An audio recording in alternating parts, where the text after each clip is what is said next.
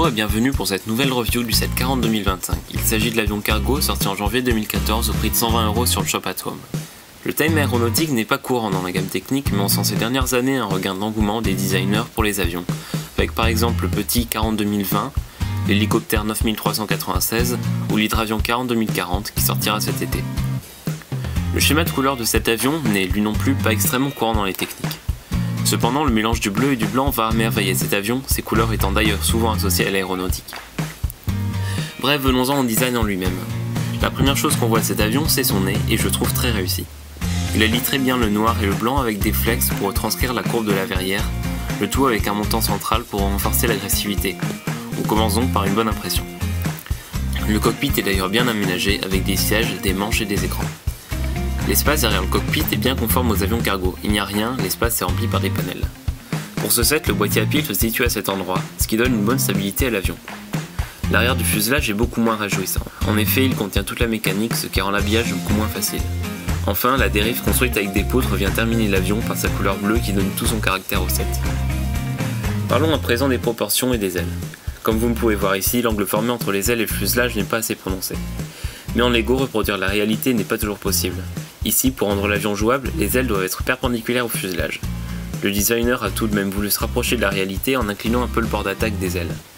Pour finir, les moteurs sont bien profilés, même si les pales semblent un peu trop grandes ici. Le design n'est donc pas uniforme sur ce set, l'avant est très carré tandis que l'arrière est plus dépouillé, plus vide. C'est flagrant sur une vue de profil. Cet avion cargo comporte 7 fonctions, 4 motorisées et 3 manuelles, et nous allons commencer par ces dernières. La première est le déploiement des volets, commandé par un levier.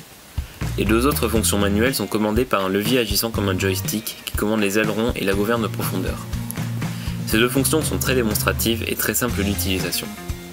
Les fonctions motorisées sont commandées par la double boîte de transfert derrière les ailes et motorisées par un moteur M. La première d'entre elles est la rotation des hélices qui tourne assez vite, mais un mécanisme de débrayage protège les enfants d'éventuelles blessures. La deuxième fonction motorisée est la descente de la rampe d'accès. Pas de remarque particulière ici, le vérin mécanique débraye bien en fin de course. Cette rampe permet l'accès à un espace de stockage arrière assez grand. Troisième fonction, l'ouverture du nez de l'avion. Rien non plus de particulier à préciser si ce n'est que cette fonction qui peut paraître étrange donne en fait accès à un autre compartiment de stockage, ici restreint par le boîtier à piles. Quatrième et dernière fonction motorisée, la descente des trains d'atterrissage. Ceux-ci sont au nombre de 3 sous l'appareil et la cinématique des deux principaux mérite qu'on s'y attarde. En effet, avec un seul vérin mécanique, le panel de protection s'ouvre, puis par un jeu de bielle, le train d'atterrissage se déploie. J'adore cette cinématique et je trouve que c'est la fonction la plus réussie du set. Bien sûr, les trains d'atterrissage ne peuvent pas être déployés quand le modèle est sur le sol. Il faut le surélever un peu le temps que les trains d'atterrissage soient complètement déployés. Pour résumer, cet avion cargo a un design intéressant même si on observe un déséquilibre entre l'avant et l'arrière.